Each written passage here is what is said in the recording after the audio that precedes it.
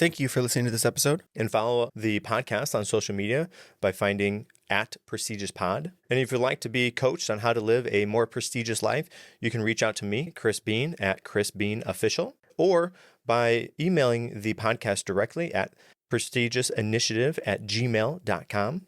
Lastly, sign up for our newsletter either through social media or on our website. This is the Prestigious Initiative. Welcome. I'm Chris Beane. Today we're going to be diving into the power of podcasting, automation, and AI with a guest who knows exactly how to build a business with foundations that will stand the test of time. Reed Hansen is the Chief Growth Officer at MarketSurge, a podcast host and digital strategist with a talent for creating actionable and scalable systems that will generate trust and revenue. If you've been ready to move beyond the tactics and start building business resilience, this episode is for you. Reed, welcome to the show. Thanks so much, Chris. I'm really happy to be here. It's great. You have a great show, and so I'm delighted to be a guest. Very good. So, Reed, why would somebody want to listen to our conversation here today? Well, from fresh experience, I have built a lot of sales pipeline inadvertently from using an approach of marketing myself through podcasts. And, I've done it in a few different aspects, but I have found that it has really benefited my marketing agency.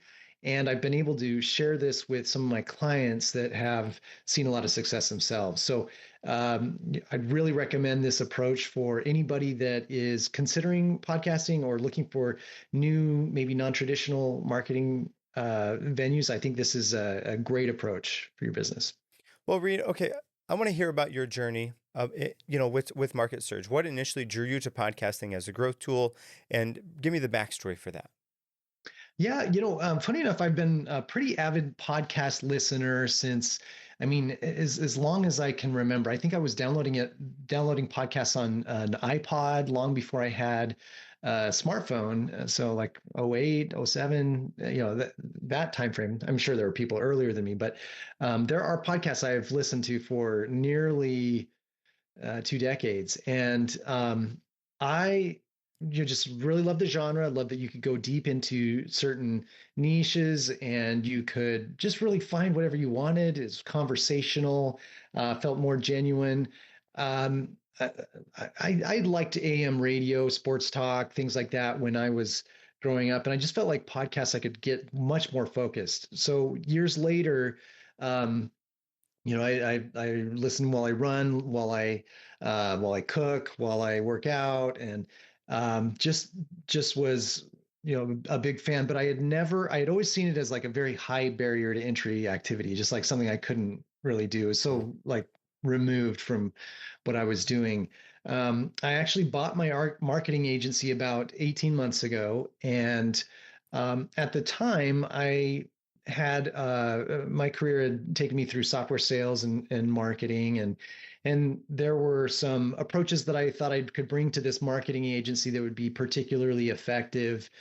I was perfectly comfortable making cold calls, with cold emailing campaigns, with online advertising, and just really put a lot of effort into those in the first year that I owned the agency. Now, we grew here and there by word of mouth, and but I was really struggling with like everything I described above. Like all my efforts just seemed to not be bearing any fruit. And sorry, this is a long answer, but I'm getting there. But earlier this year, I just had this idea that I would start reaching out to a few local business focused podcasts and just offer my expertise as a potential guest. And so I made a list, made a spreadsheet, started reaching out, and landed a few opportunities. And I don't know if that landed me somehow in a somebody's caught somebody's radar, and then I actually ended up connecting with an AI tool that helped me do this faster, and got more and more of these opportunities, and found myself like really enjoying it. And This was great shareable content. And so I thought, hey, why don't I do this, invite these people that have hosted me, start my own podcast, do a little research, find what platforms I needed that could help speed up the process.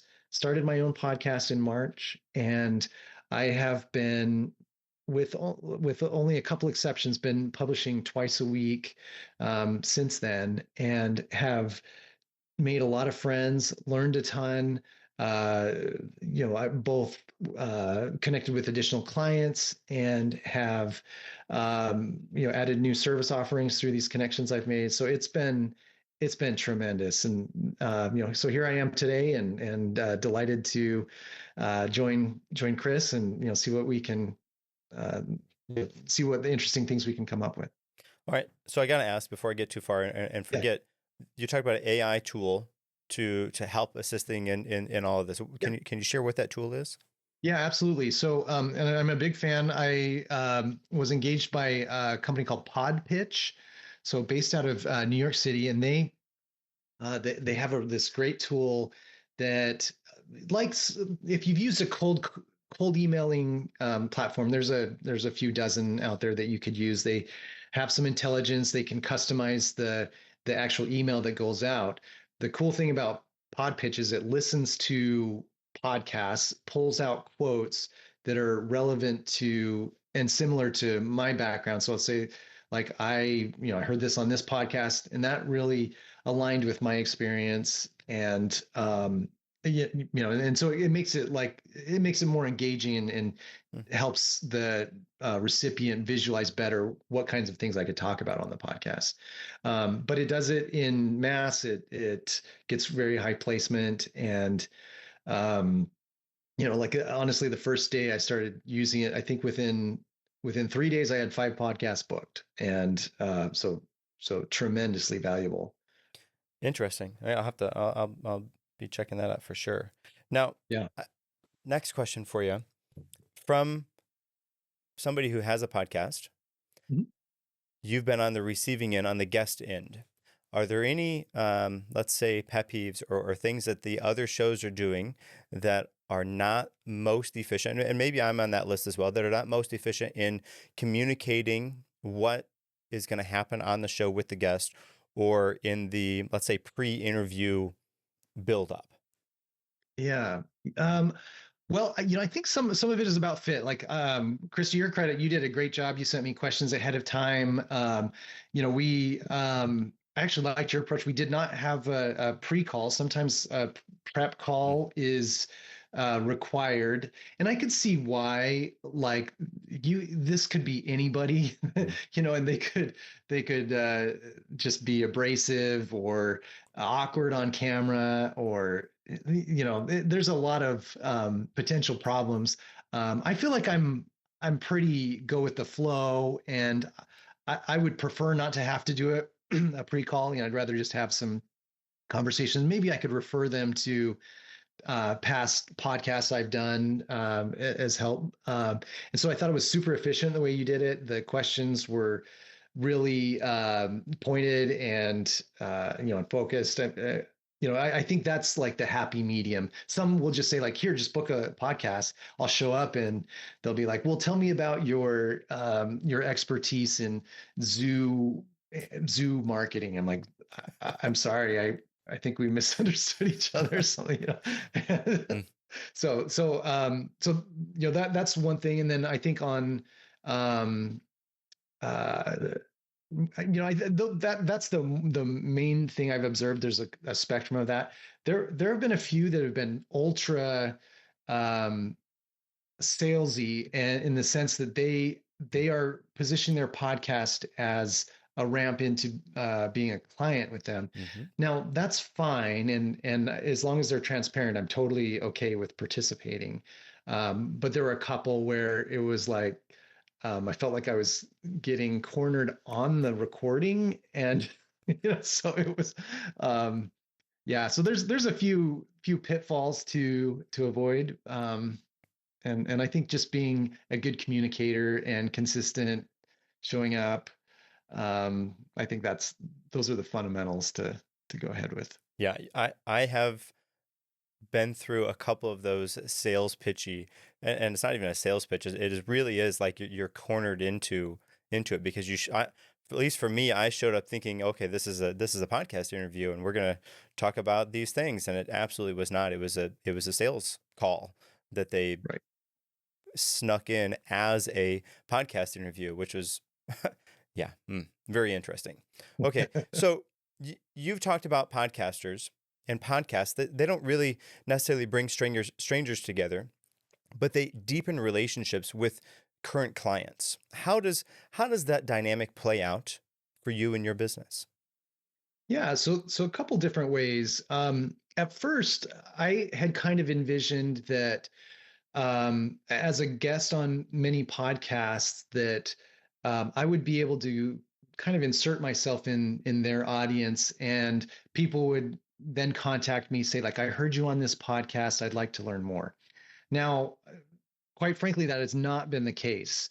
Um, I don't think I've had a single email from that. Maybe a little bit of web traffic boost every time a guest spot is published, but the what I was able to do is package clips, links to these guest appearances on my social media. I started a newsletter where each week I was sending out in any of my videos, and sending it out to what I consider like my audience of clients, former clients, contacts, personal contacts, etc. And they are calling me and asking me questions that they didn't used to ask, like, what's your advice on X? What, tell me, help me think through this, or do you guys do this? You should do this, like, and all of a sudden it's like, it's a much more substantial relationship because I've put myself out on video. So it's like helping me with existing clients much more so than um, than new clients. And I'm not saying that that can't happen, but I like if I could like go back, all this cold emailing, all this like all these this ad spend, very fruitless, but building my brand has really helped our business. We're getting a steady flow of new leads and new opportunities, a lot with just with our existing client base. So Now, okay, so you talked about having those videos that you put up, and you're you have a marketing agency. mhm. What? Let's see. I got a few questions that are trying to work in my head. Sure, Let's yeah. start with the first one. What are you using to host your show? And you talked about a newsletter. Is that all kind of connected? Bring me into that. What's going on there? Yeah, yeah. Okay, so I have a few different tech pieces. I'd love if there were like an all-in-one, and I try to get as close to that as I can. But I have like a publishing platform. I use Transistor, Okay. and Transistor does connect to the Apple Podcast, the Spotify podcast directories, and then also like three or four others that I wasn't totally familiar with, like Cold Beans, and so it'll like publish it all simultaneously. Really handy. It also has a widget that I have installed on my website, so it refreshes when I upload new Mhm. podcasts. So I have multiple links I can share.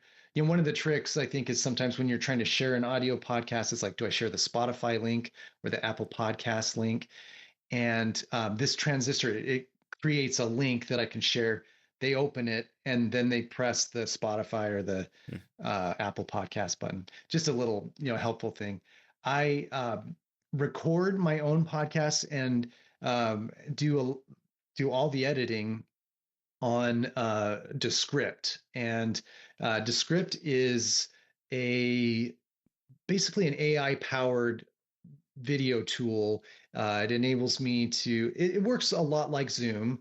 So I can do just myself on the screen, or I can do myself and guests, and it does a nice job of allowing you to edit. It transcribes all the text from your conversation, allows me to edit based on text, so I don't have to hunt through pieces of the video where I think I slipped up and or rephrase something, and it finds it for you, and it can it does have an open-ended chat editor, so you can just type in like make myself sound like I pause less, or get rid of all my ums and uhs, and it'll do that. It's pretty cool, and can even do things like here, add a graphic here and there, add some stock music. Really cool. So I've been a fan.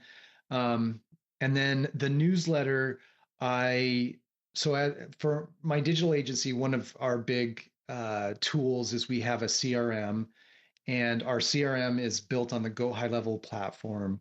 And in that platform, there is the capability to maintain a large database of contacts from all interactions, and then generate emails that you can send in mass. Hmm. You can and we schedule them each week, and they go out in chunks each hour, so we don't trigger spam engines. But Hmm.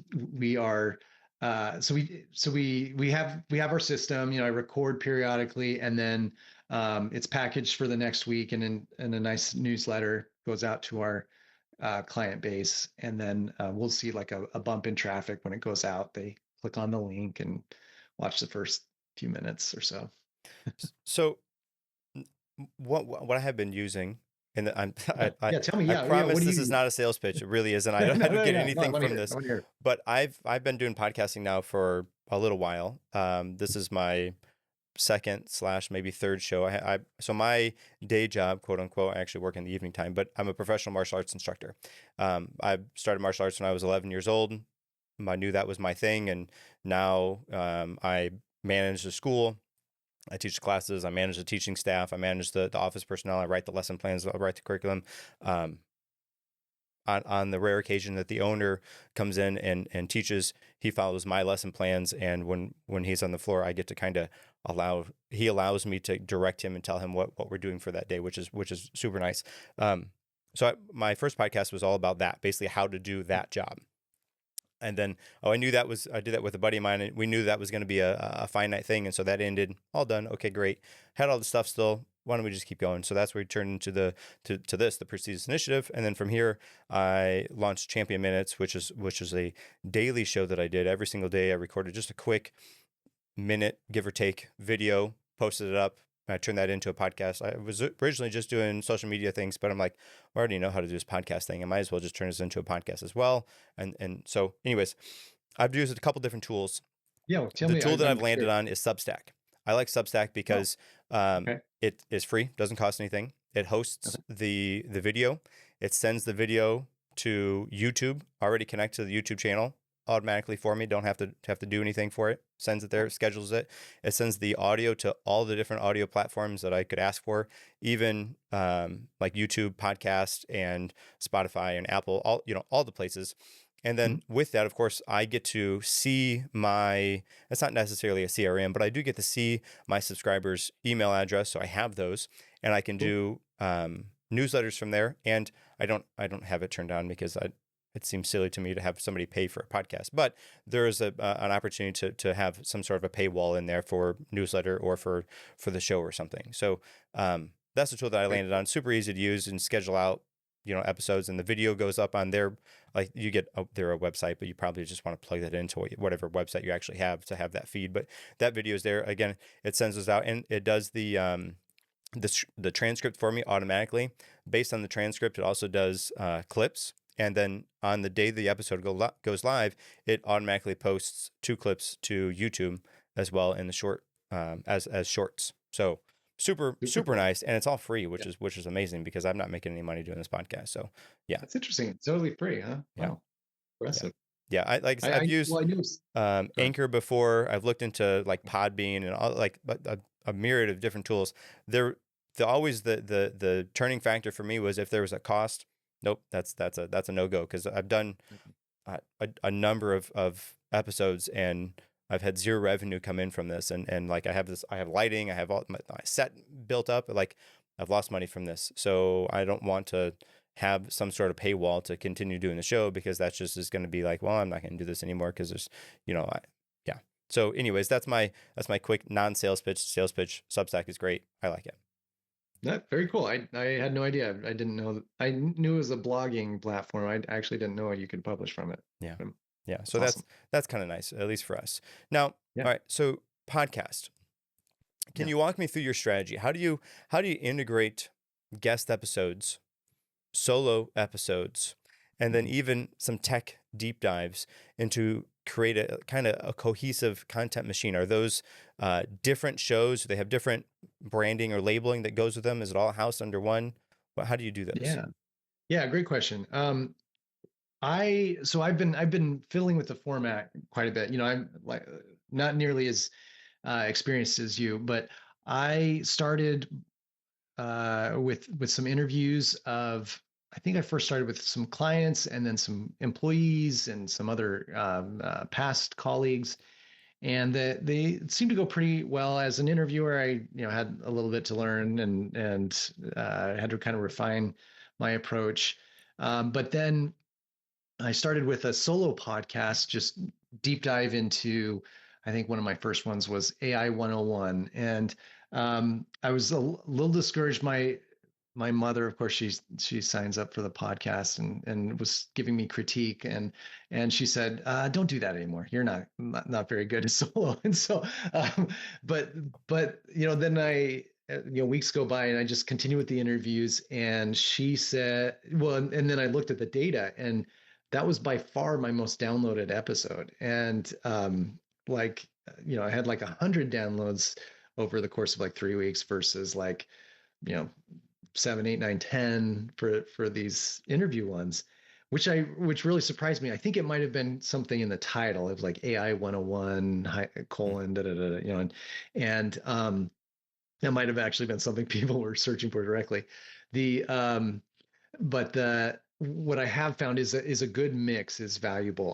The interview podcast I usually do 20 to 30 minutes with an individual, and then when we touch on something that's interesting or unique that I can talk about the tactics or implementation, then I'll do a deep dive video where I have some slides that I share and create that on.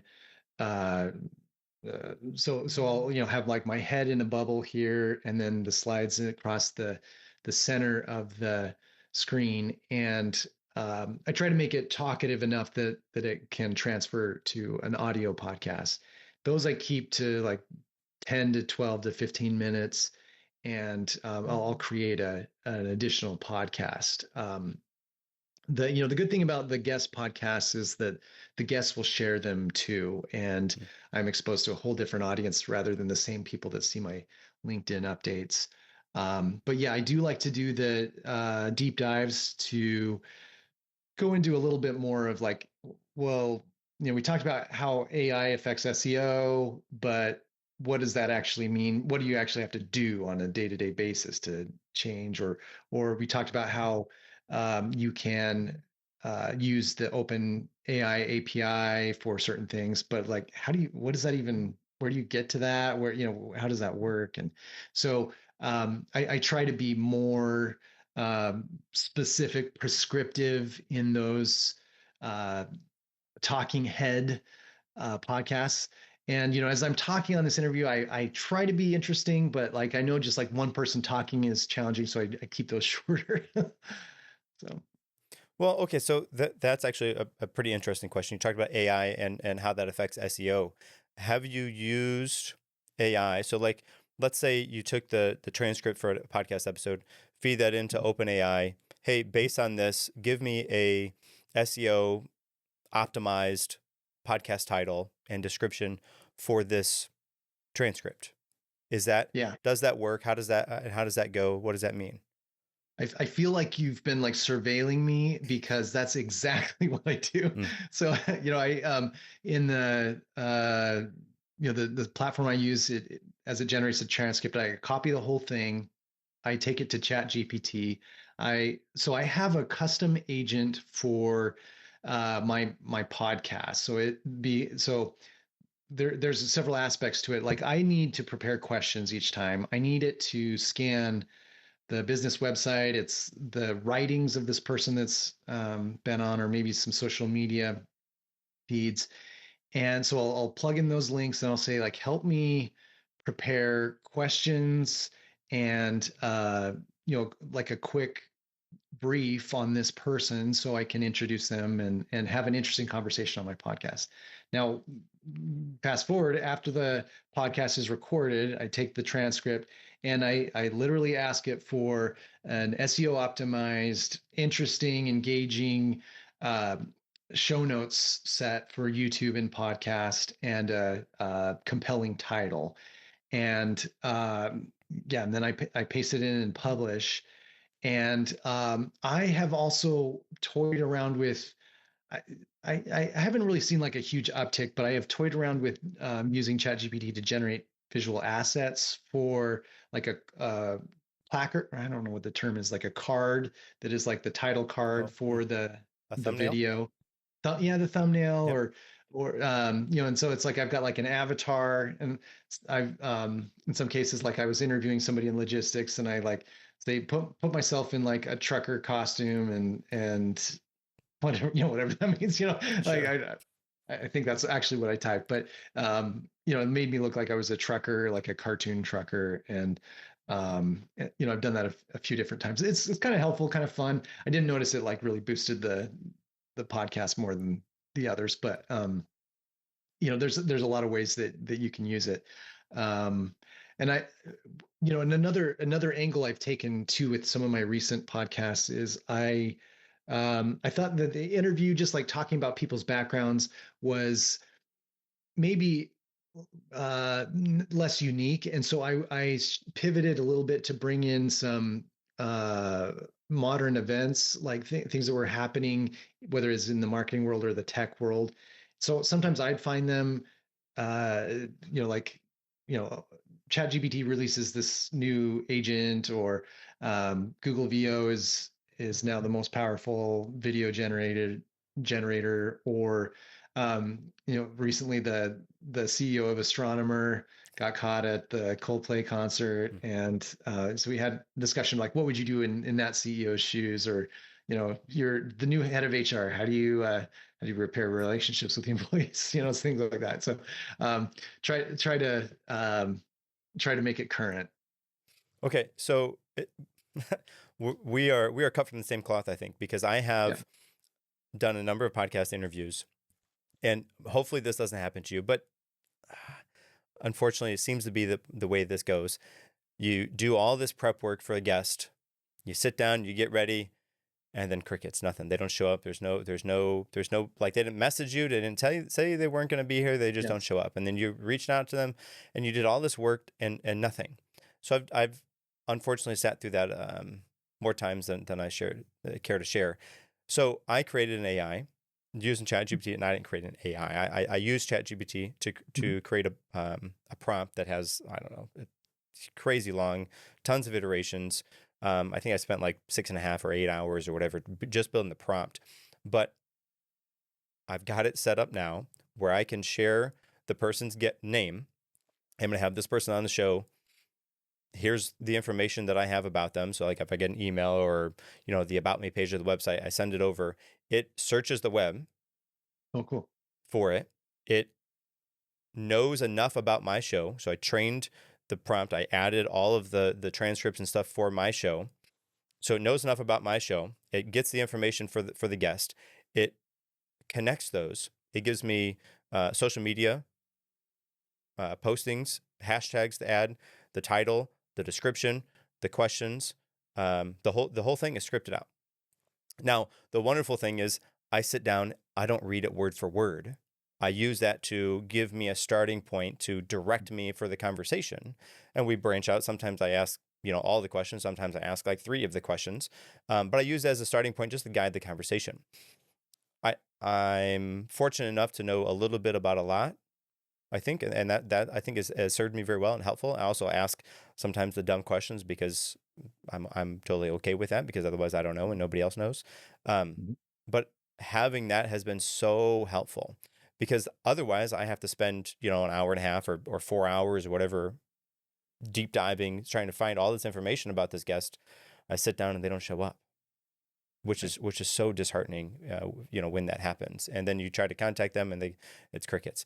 Um, so a peek behind the curtain. That is what I do. And then on the back end, I'm taking notes as we meet. I take these notes, I take the transcript, I give it to another chat GPT prompt, and it creates a blog post that I turn into a post for Substack as the newsletter, but also it goes up and is on the website connected with the episode. So there is some automatic type of work. I like to think about, I call it TED. I like to think about TED as my podcasting assistant. And in fact, that's what I told it is. And so it's going through and it's doing all the research for me and just bringing me all of that back. And then I get to sit down. I use TED's notes, essentially. I have the conversation based on what it tells me is kind of the overlapping things, but also I use my own brain as we're sitting down and talking. I don't just read line for line for it. But yeah, I found that to be wildly helpful and has helped to offload some of the workflow that I would otherwise have to do all on my own or would have to pay somebody to do. I have the AI do it for me, which is, I think, a good use for AI in that case. Yeah, I agree. And, like it doesn't preclude the necessity or the interesting parts of us having a conversation. Mm. It's, I think it just kind of speeds things up. It gets through the small talk that, um, sometimes are like as a third party watching this, like, not so interesting. So, Right. yeah. Now, one thing that you've done is you've shared a story about a niche photo client that Yeah. landed 61 podcast guest interviews in just 2 months. Yeah. So tell me, what made that explosion happen? Yeah. Great question. So, this was a boudoir photographer that I was working with. I, as I said, I bought this agency and I work with a lot of photographers, but specifically a lot of boudoir photographers. And, that's like a kind of a glamour shot, mainly for women. And it's often like as a gift or, um, body empowerment. There's a lot of use cases for it. Now, it's a little bit taboo, and it's very niche. There's not a lot of them around, and so I think that really helped her case. I helped her leverage Pod Pitch, and so I think one of the things is it's a little bit, like I said, a little bit taboo. It's a little bit unique, and um, she had prepared uh, in the wiki that was training the outreach bot on Podpitch. She included some details about how she got there, how she wasn't she didn't initially end up like want to end up as a boudoir photographer, but found opportunity and gradually found that there was like more to it than just like sexy photos, that it was like actually quite a rewarding experience. She works with people that were amputees and others that had gone through like major transformations, like huge weight loss or um, that just gone through therapy and needed a little bit of a confidence boost. And so it was like there were a lot of like other side routes to talk about on a podcast. And there's a huge market for, there's a lot of like women's empowerment type podcasts, or pro feminist podcasts, but she just had like a slight twist on that she was taking what might have been seen as like a very male gaze focused photography and was able to talk about it in terms of how rewarding this can be for the woman itself. And so she had an interesting story and an interesting path to where she got. And so that seemed to be really attractive to a lot of podcasters that wanted something interesting. So. And okay, so how did she turn those opportunities and leverage that, to support her business? Yeah, great question. So, as I've started with this, and so I was able to help make this into a demonstration. So she, with podcasting, it's so for me, I have a marketing agency and I can help anybody anywhere, but a photographer has to be there in person.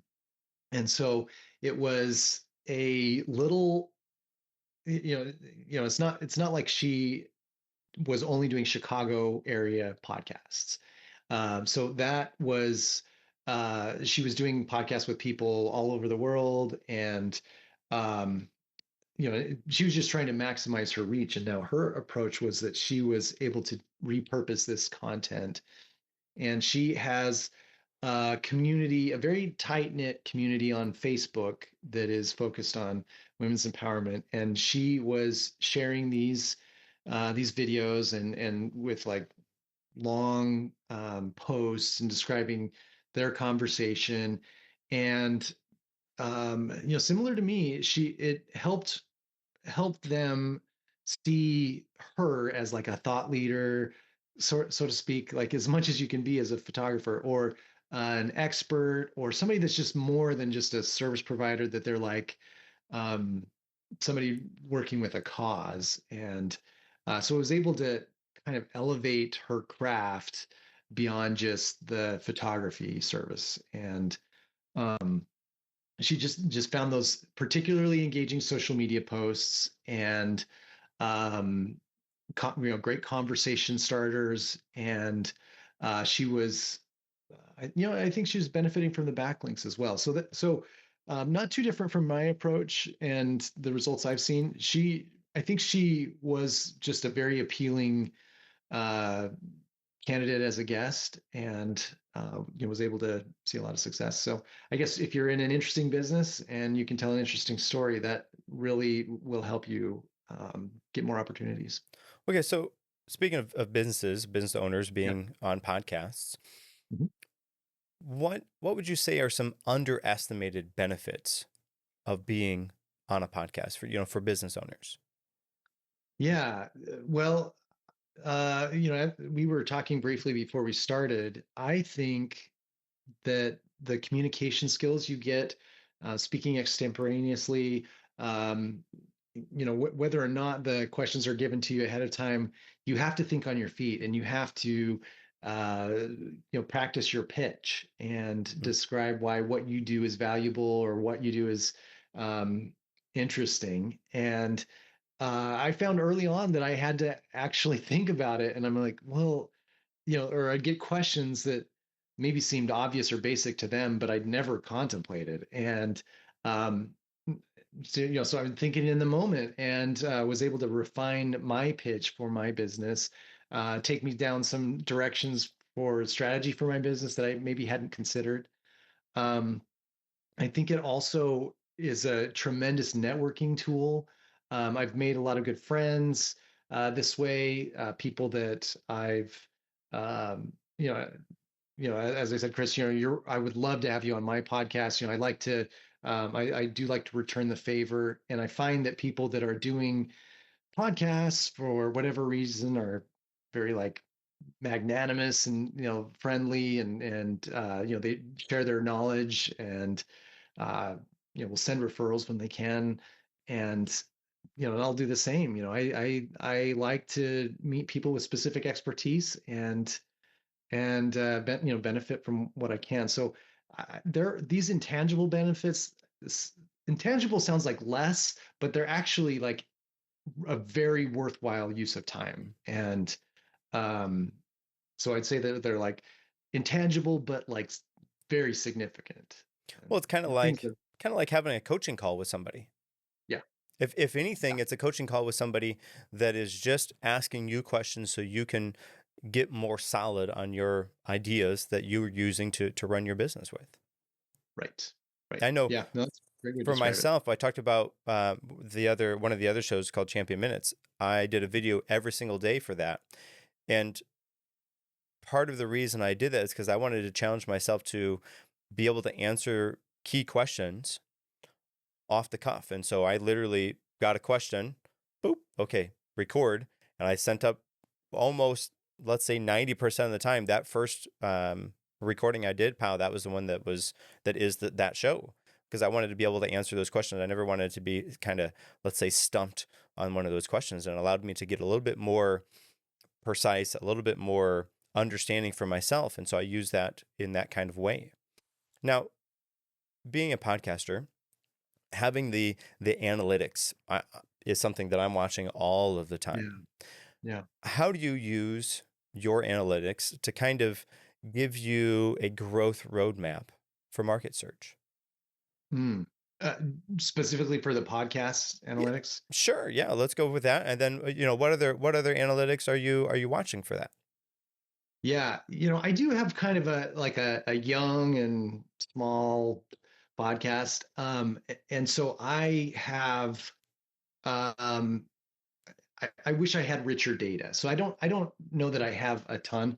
I do keep an eye on the um the numbers of downloads and where they're being downloaded, and kind of like comparisons between podcasts and trends. So I mean, I wish there I could say something more insightful, but my AI focused podcasts have been more popular, and as you can imagine, and um, I did have unique success with one interview with a agronomist, which is a farming business consultant essentially, and that I saw a big spike. I think he had a particularly helpful network that when he shared the post, I got a lot of extra views. I don't know exactly what my takeaway from that is, but I remember it, and so I think I just need to network with more agronomists or something. But so I keep an eye on that, like what's trending. I mean, it's not rocket science to know that people are thinking about AI. They are curious or concerned or stressed or excited. It's a whole gamut of emotions with this new force on us. But now beyond that, I really value analytics. I want to understand who's coming to my website, um, who is interacting with our content, what content hits, what misses, and so I do use the Google Analytics tools. I use Looker Studio. I have a dashboard that I check every day. I look at web traffic. I look at the overall health of the business with our month over month sales and our pipeline metrics. Am I starting enough new conversations? Am I contacting enough people? But I do notice that my traffic trends often it spikes along with the publication of each podcast or video. That seems to, one leads to the other, and then the newsletter itself creates a separate spike. And there's a few aberrations. My business happens to share a name with uh, financial data, like a day trader platform called MarketSurge. They're much bigger than us, and I do get some unusual traffic patterns for people looking for something completely different. So I try to filter that out. That's a little tricky, but however it's translated into Spanish, I almost just discard all my Spanish traffic because people that come, particularly people from Spain, for whatever reason, like if they come to my website, it's like I know you're looking for stock trading, That's but interesting. yeah, yeah. So yeah, I try to keep an eye on it, and make sure I have a dashboard to monitor it daily. Sure. Now, with marketing agency, are there any, let's say, unique or different things that you're doing for your podcast that, let's say, the quote unquote standard podcaster doesn't know about, or are tools that they're not using yet? That's a great question. And like I say, I'm kind of like a new podcaster. I described a lot of the things I'm doing in AI to help me prepare quickly. I know a lot of podcasters are using virtual assistants to do the editing for them or facilitating. Um, and I think that tools like Descript and it sounds like Substack, as well, really can uh, cut down the time and labor required to prep the recording for publication. Well, okay, so Um, I'm going to pause you there because yeah, I got a question yeah, sure, about that. yeah. What what do you do in terms of editing hmm in order to get the publication ready for posting? Yeah, yeah, and it's a balance because there's a lot I can do, and it might look more polished, or so I make some decisions like, do I want to go super polished or do I want to go more conversational, authentic sounding? And I've leaned towards going more authentic sounding. An example here is there was um, an option I could select to maintain eye contact the whole way. The way my camera is positioned, so I look into it here. You can see I'm looking at it. It's slightly above my monitor, but I'm looking at you, Chris. It's like 6 inches below that. Um, and so it looks like the whole time I'm looking at something else. Now, I haven't quite mastered this, but there is like this on the script. You click like maintain eye contact, and it looks like my eyes are looking at the camera the whole time. Kind of cool. And so for my first few podcasts, I started doing that, and the my employees, who are those first guests, that two of my support team members, they were like, "What in the world is going on with that podcast? I look like an alien." I'm like, I couldn't really tell, but they were like super self-conscious of how they were looking on camera, and it looked to them, it looked like uncanny valley, like what kind of robot monster am I? And so I turned it back off. And since then, I've kept in the ums and uhs.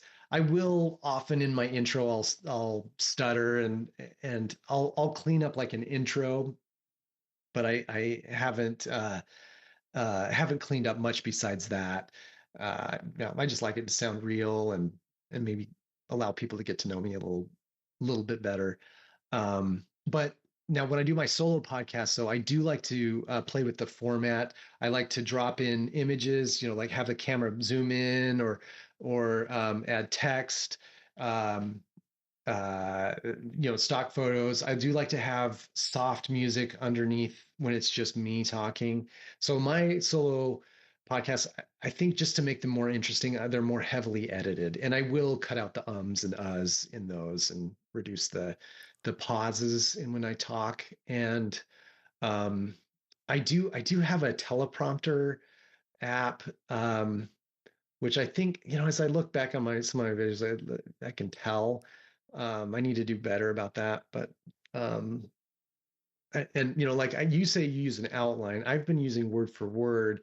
I probably need to shift to more of an outline. I think is would probably work better. So, but yeah, I hope that's a level of granularity you wanted me to Yeah. go into. Yeah. Yeah. So if you don't mind, I'll give you some insight from what I do for that. Mhm. That first podcast I did was about martial arts. First time podcasting, it was very like word for word, word for word, and because of that, there was lots of editing that had to happen because I would, get nervous or not read the right word or say it out of order or whatever. Okay, so lots of that came from my head. Me and my buddy were doing it. We had a conversation back and forth. He was kind of in that world as well, and so we had a conversation. He took care of all the editing part of it, and in fact, he still does that even now, but much less so. So he would have to find those spots. Okay, cut this out, add this in, let's fix this. Um, Now what I do is I do like what we refer to as a tops and tails edit. So I take off whatever, before the actual episode starts and whatever happens after the episode, and that goes up. I have a program that I use called Audacity, free program. I bought Oh, a okay. plugin for Audacity that will automatically set the volumes for each of the two people talking to match their levels and kind of EQ it out to sound good. And then there's another overlay that happens, that actually an AI plugin that cuts out any background noises that may be in the recording. So I have that set up as a macro on a button. I hit that, it does all the editing for the whole show. Great, done. I send it over to my buddy. He matches up the audio with this video, matches it up. Okay, pop, it's good to go. He puts it like Awesome. a intro kind of pre intro in just to talk about the show. Hey, this is our stuff. Find us on social media, all that stuff. That's pre-programmed, done. Um, that's essentially what I do. And as far as like recording goes, so this is a let's say quote unquote studio that I built in my garage. Lots of people ask me if this is a green screen. Nope, not a green screen. It's actual, that's a brick panel that I got from Menards. These are just like grass wall squares that I got from Amazon. I have a video light up there. I have another video light all the way up there in the corner. There's a video light back here as like a hair light. I have two lights on the ground shooting up at the Oh, cool. backdrop behind me. video is so video and lighting are so essential to kind of get, let's say, quote unquote, right. I don't know that I have it right, but those are really important. Yeah, you look great. Yeah. I'm recording this on my iPhone. So Oh, really? on the iPhone, it's not bad. It's not bad at all. Yeah. I Yeah. I have always I, so to have a proper camera is expensive. Right. Everybody has an iPhone. Okay, not everybody has an iPhone. You know, most people have an iPhone. If not, they have an Android. They have some sort of a phone that they could use for this. And I don't even have to have any sort of, fancy adapters or whatever. I plug my iPhone in. I have a stand that's is in front of me. I have a TV. So, okay, I have a desk that's here that's out of frame. You can't see. On there is a TV. It's like a 42-inch TV or whatever. I have a really small window. Okay, so here's my, if you can't see the video for this, is going to be kind of, it doesn't really make sense, but my camera is here, my phone on the like back, in line with where the camera is at, is kind of my prompts that I'm speaking from. And then Ah, below and behind that is where my Zoom video is. And so okay. I have kind of like a triangle where I'm looking almost all the time at the camera. And in fact, I even move the video, the Zoom window over to where your eyes match up about level with where the camera is. And when you're Oh, cool. talking, I like to look you in the eyes, but it also Yeah. sort of basically looks like I'm still looking at the camera because it's all kind of right there. And Mhm. so I'm on my chair here. Underneath this, I have a 2-button keyboard. And so one of them advances the slide, the other Oh, rewinds the slide. And so I underneath here, this hand, boop boop, I'm pushing the buttons. You can't see, you don't know what's going on. It's all really kind of seamless, and yeah. that is how I'm able to see the prompts, and it's right above where, like, right now I'm looking at the prompt. Right now I'm moving my head like drastically, but I'm looking Yeah, at the yeah. prompt. I'm looking at the camera. I'm looking at you, and you can't Okay. tell the Yeah, I difference. can't tell. Yeah. Yes. So those are some kind of, things that I've done to make that be a little bit more efficient. Um, because, they do have those AI tools that do that, but uh, they do it in an artificial way. And sometimes it's very telling that it is that way. Yeah. Yeah, it's true. Definitely to some people's careful eyes. Yeah. So anyways, that's kind of the behind the scenes. That's how I have Yeah, this set well, up. that's great. That's cool. You're I've like Iron modified and Man. changed it a That's couple awesome. times, but having some sort of prompting, a teleprompter would be great, but this works so good for me that it's almost non-essential. And um, yeah. So anyways, that's kind of the behind the scenes. That's what I do. I do want to ask you. You talked about having a CRM. Do you put your podcasting um, clients, that's a strong, guests into Mhm. that CRM to kind of send out, let's say, like, because so at the martial arts school we have a CRM that we use that says automations, and like I can tag you with something, pow, you automatically get emails or whatever based on what you're tagged with. I'm sure whatever you said, it's Go High Level. I'm sure Go High Level has those type of things that are there available to it. Do you leverage that CRM for your podcasts guests? I do. Yeah. So um, if they typically, so I use a calendar software, well, calendar to set up the podcast, which includes automated reminders. When they fill out the form for the calendar, the slot they book to do the interview, they include name, phone, email, and in addition to the time slot, and they get the reminders, but they consent to receive some materials. They can opt out at any time, but I do enroll them in the newsletter.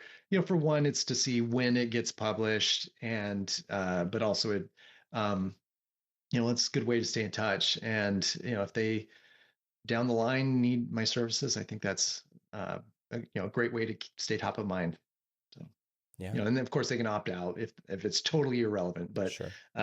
you just never know when you need something, and so it's good to stay in touch with people you like and trust. So And you already have that, that machine is kind of already running for the business. So it was, I'm sure, exactly. just a small side step to be able to do that. And can you create, like, let's say, tasks for yourself or your team based on those contact profiles that you have in there? I can, Yeah. yes. And for some automations, if they have like clicked on the newsletter, they get follow-up contact, or they're tagged as having actually clicked and not just received it. Um, and they can be treated a little bit differently or prioritized a little bit differently. We periodically kind of cull the list of people that receive the newsletter. We don't want to send people that have just never opened it, and so we track that and then pare down the list, and then it'll grow back organically, and um, we can keep in touch that way. So yeah, Okay, so one of the last things, I get two things. yeah, One last one. sure, For somebody who's listening right now who yeah. wants to take that step to start a podcast, to help to leverage that podcast, for their business, what is your number one piece of advice for them? I would say start today.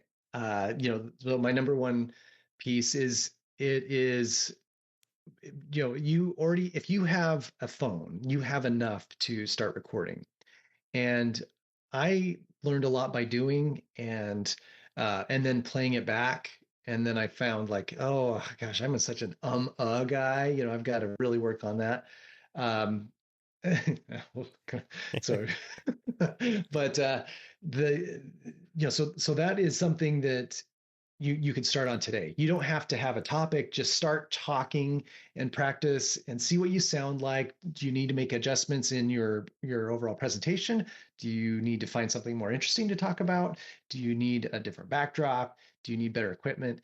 All those questions can be answered. Just record now and then play it back, and you'll find that it's not that hard, and B, that it is super informational just to see yourself on video. And the best content right now is video, short form video. These snippets we're sharing often are getting a lot more views than the actual podcasts. And it's something just we need to do for likes and views, and but also it's really easy and beneficial as in many other ways as we've described. Yeah, and the other thing to that is it's also not as scary as you think it's going to be. It really Yeah, there's going to be people that are not going to like it. Most of right, the time, they're either not going to tell you they don't like it, or they're going to leave a nasty comment or two. Just remove those and just move on. It's not that big of a deal. Not everybody's going to right. like it. It's okay. Exactly. Yeah. Yeah, and yeah, jump in the deep end. You'll find that you can swim, and you'll you'll be fine. And what you might see as like weird quirk, you'll find an audience that likes it. Like maybe you think your sounds weird, but there are people that just find it soothing. Hmm. You just need to put yourself out there. Now, Reed, as we're getting ready to wrap up, do you have any key thoughts or final takeaways you would like to leave the listeners with? And, if they wanted to get in contact with you, what would be the best avenue for them to do that? Yeah. Okay. So my final thoughts is I think our conversation is like really a great illustration of what I come in with as my premise for using podcasts as a marketing source. I've shared my experience. Chris, you've taught me a lot. I think I've learned a lot from the things you do, and I feel like we've made a connection. I didn't realize ahead of time we're like in the same state. We're not far Yeah. from each other, Yeah. and hopefully this is a contact and a relationship that can last. And really, that's what you should be doing. That despite all the tools we have, ChatGPT and the internet, that really empower us in many ways. Not that that's going away, but there is so much value in human interaction. Now, this podcasting exercise helps kind of facilitate networking in our limited way, but it is so valuable.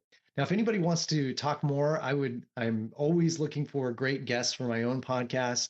Um, you can reach me at Reed, REED, at MarketSurge.io. And obviously, my website is MarketSurge.io.